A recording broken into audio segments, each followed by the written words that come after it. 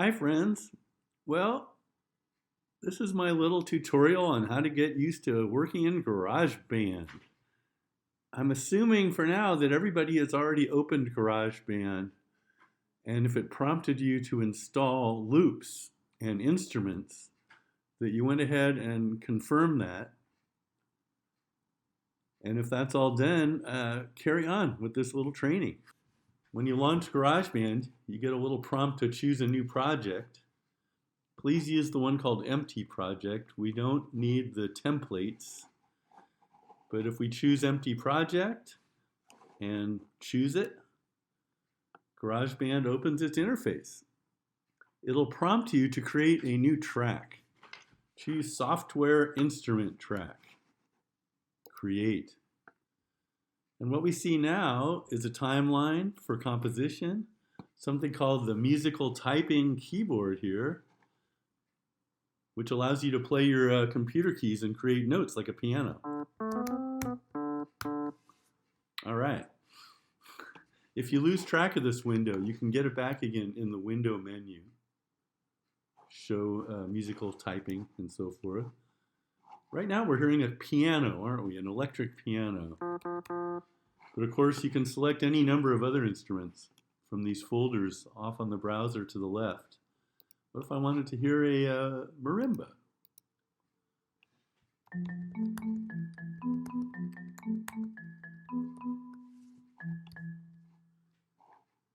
We can expand the range of the keyboard with these buttons up here to make lower notes.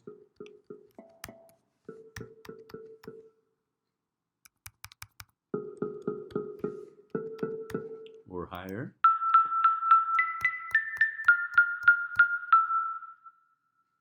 That sounds like a piece of music for a movie to me. Let's record it. There's a record button up here. There's also a metronome. You can have a counter that clicks off the tempo like we use practicing piano or something like that. You can turn those off with a button up here. You can also turn off the countdown and just record with this button here. So let's hear my musical bit.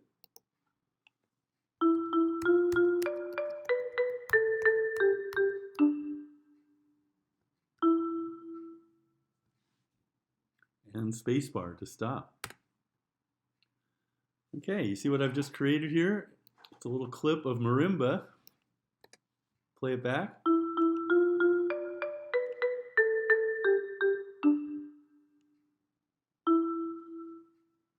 Now, what we're seeing up here are called MIDI notes. Those are the representations, of course, of the buttons I pressed here, the keys I played, the notes. These notes are very malleable. For instance, if I wanted to hear those same notes played on a different instrument, a vibraphone, let's try that.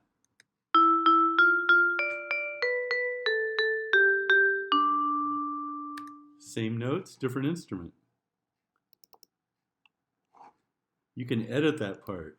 This is where it gets even funner because, as I probably mentioned, you don't have to be a trained musician to use this software.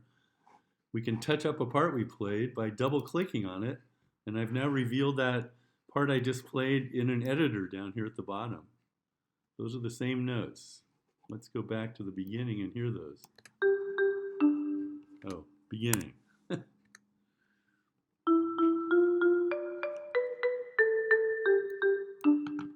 Okay, let's say I didn't like the last note I played. Can I change it? Can I move it? You bet I can.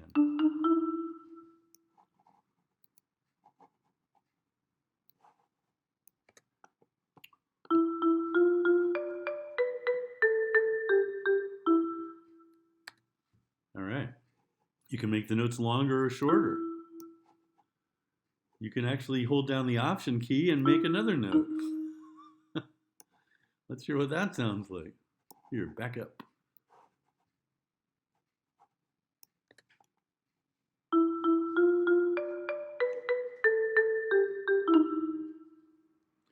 So there's a lot of range to play a part, record it, and touch it up later. There are any number of interesting sounds, instruments that you can find in all these folders. So I hope that you've downloaded all the instruments possible. It doesn't cost anything. And if you have questions about how to do that, get in touch with me. All right, so far so good. We've recorded a marimba using MIDI notes.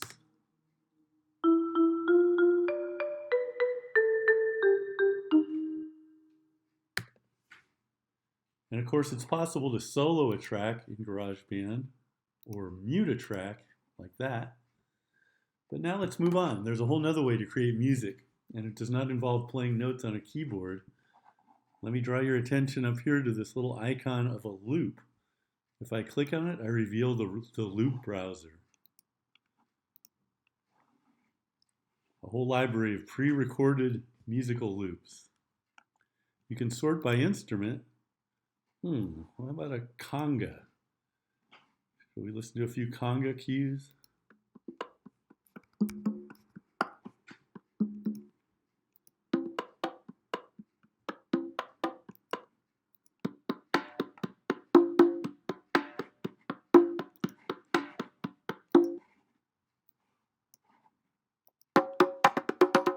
Ooh, I like that one. Let's use it.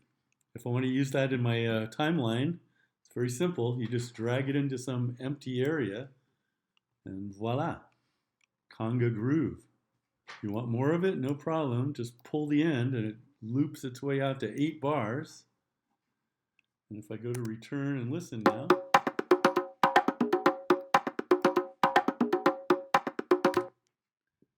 what would go good with a conga? How about a bass? Picked rock bass?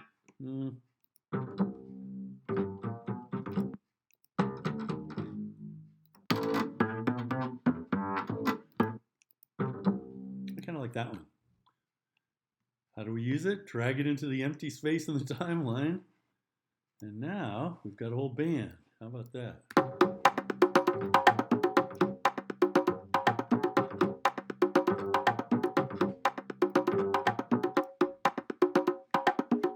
Want to add something else? How about a shaker? Sounds good to me. I got lucky. I'm going to add it in as the bass stops. Return to get back to the top.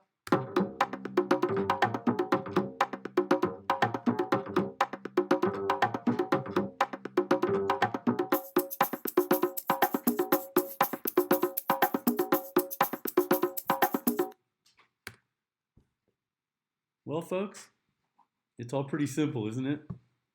And the message of the day, you don't have to be a trained musician to create your own music in GarageBand. Of course, we can adjust the mix of the instruments with these sliders. And when it comes time to export the whole thing, GarageBand has a very kind of feel-good menu. It's called Share. Export song to disk.